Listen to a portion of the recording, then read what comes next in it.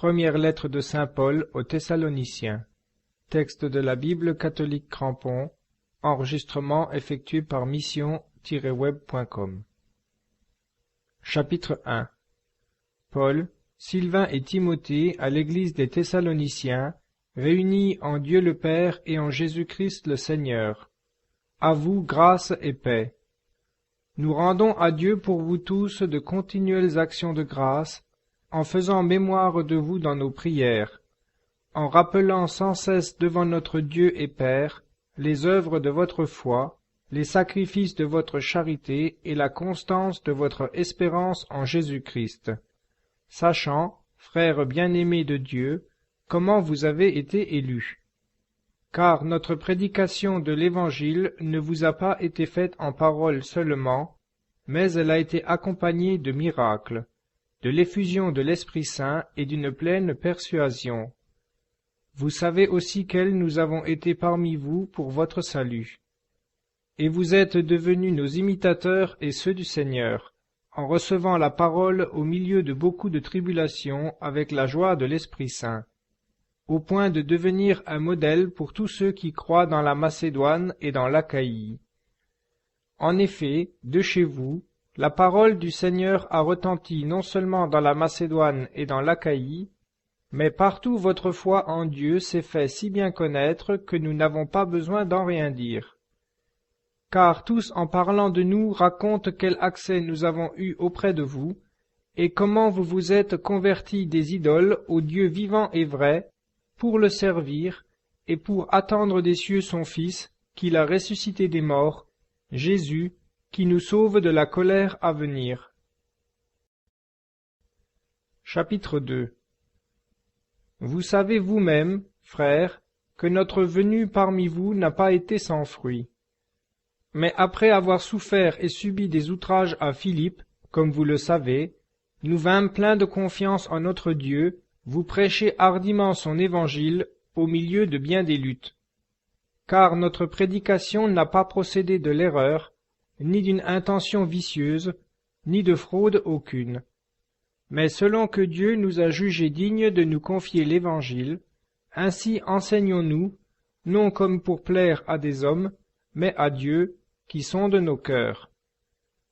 Jamais, en effet, nos discours n'ont été inspirés par la flatterie, comme vous le savez, ni par un motif de cupidité. Dieu en est témoin. La gloire humaine, nous ne l'avons recherchée ni de vous ni de personne, alors que nous aurions pu, comme apôtres du Christ, prétendre à quelque autorité. Nous avons été au contraire pleins de condescendance au milieu de vous. Comme une nourrice entoure de tendres soins ses enfants, ainsi, dans notre affection pour vous, nous aurions voulu vous donner, non seulement l'Évangile de Dieu, mais notre vie même, tant vous nous étiez devenus chers. Vous vous rappelez, frères, notre labeur et nos fatigues. C'est en travaillant nuit et jour, pour n'être à charge à personne d'entre vous, que nous vous avons prêché l'Évangile de Dieu. Vous êtes témoins, et Dieu aussi, combien sainte, juste et irrépréhensible a été notre conduite envers vous qui croyez. Comment, ainsi que vous le savez, nous avons été pour chacun de vous ce qu'un père est pour ses enfants, vous priant, vous exhortant, vous conjurant de marcher d'une manière digne de Dieu, qui vous appelle à son royaume et à sa gloire. C'est pourquoi nous aussi, nous ne cessons de rendre grâce à Dieu, de ce qu'ayant reçu la divine parole que nous avons fait entendre, vous l'avez reçue, non comme parole des hommes, mais ainsi qu'elle l'est véritablement, comme une parole de Dieu. C'est elle qui déploie sa puissance en vous qui croyez. Car vous, frères, vous êtes devenus les imitateurs des églises de Dieu qui se réunissent en Jésus-Christ dans la Judée, puisque vous avez souffert vous aussi de la part de vos compatriotes ce qu'elles ont eu à souffrir de la part des Juifs. De ces Juifs qui ont mis à mort le Seigneur Jésus et les prophètes, nous ont persécutés, ne plaisent point à Dieu et sont ennemis du genre humain, nous empêchant de prêcher aux nations pour leur salut, de sorte qu'ils comblent sans cesse la mesure de leurs péchés. mais la colère de Dieu est tombée sur eux pour y demeurer jusqu'à la fin. Pour nous, frères, un instant tristement séparés de vous, de corps, non de cœur, nous avions grande hâte et un vif désir de vous revoir. Aussi voulions-nous vous aller trouver, en particulier moi, Paul, une première et une seconde fois, mais Satan nous en a empêchés. Quelle est, en effet, notre espérance, notre joie, notre couronne de gloire? N'est-ce pas vous qui l'êtes, devant notre Seigneur Jésus, pour le jour de son avènement? Oui, c'est vous qui êtes notre gloire et notre joie. Chapitre 3. Aussi, n'y tenant plus, nous avons préféré rester seuls à Athènes, et nous vous avons envoyé Timothée, notre frère et ministre de Dieu dans la prédication de l'Évangile du Christ, pour vous affermir et vous encourager dans votre foi, afin que personne ne fût ébranlé au milieu de ces tribulations qui, vous le savez vous-même, sont notre partage. Déjà, lorsque nous étions auprès de vous, nous vous prédisions que nous serions en butte aux tribulations, ce qui est arrivé comme vous le savez. C'est pour cela que, moi aussi, n'y tenant plus, j'envoyai m'informer de votre foi, dans la crainte que le tentateur vous eût tenté et que notre travail ne devînt inutile. Mais maintenant que Timothée, venant d'arriver ici de chez vous, nous a dit votre foi et votre charité, et le bon souvenir que vous gardez toujours de nous et qui vous porte à désirer nous revoir, comme nous aussi nous le désirons à votre égard, alors, frères, au milieu de toutes nos angoisses et de nos tribulations, nous avons été consolés en vous, à cause de votre foi. Car maintenant nous vivons, puisque vous demeurez fermes dans le Seigneur. Aussi, quelles actions de grâce pouvons-nous rendre à Dieu pour vous, dans la joie parfaite que nous éprouvons à cause de vous devant notre Dieu?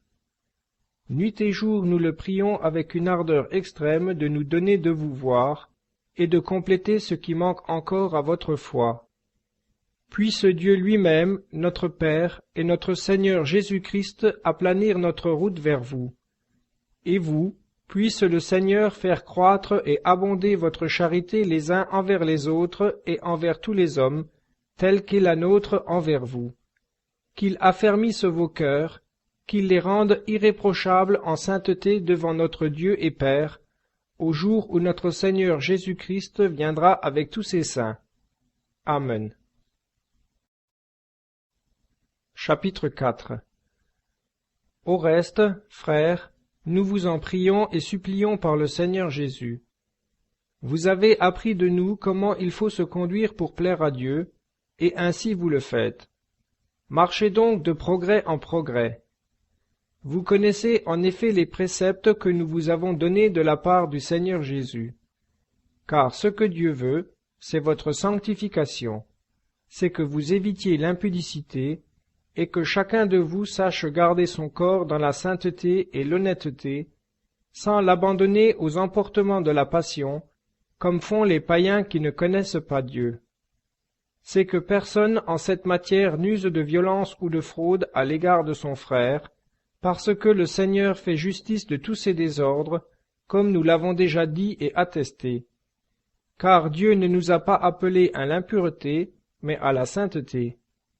Celui donc qui méprise ses préceptes, ce n'est pas un homme qu'il méprise, mais Dieu, qui a aussi donné son Esprit Saint pour habiter en vous. Pour ce qui est de la charité fraternelle, il n'est pas besoin de vous en écrire, car vous-même avez appris de Dieu à vous aimer les uns les autres. Aussi bien le pratiquez-vous envers tous les frères par toute la Macédoine. Mais nous vous exhortons, frères, à le pratiquer toujours mieux. Appliquez-vous à vivre en repos, à vous occuper de vos propres affaires et à travailler de vos mains, comme nous vous l'avons recommandé, de telle sorte que vous teniez une conduite honnête aux yeux de ceux du dehors, sans avoir besoin de personne. Mais nous ne voulons pas, frères, que vous soyez dans l'ignorance au sujet de ceux qui se sont endormis, afin que vous ne vous affligiez pas, comme les autres hommes qui n'ont pas d'espérance. Car si nous croyons que Jésus est mort et qu'il est ressuscité, croyons aussi que Dieu amènera avec Jésus ceux qui se sont endormis en lui. Voici, en effet, ce que nous vous déclarons d'après la parole du Seigneur. Nous, les vivants, laissés pour l'avènement du Seigneur, nous ne devancerons pas ceux qui se sont endormis.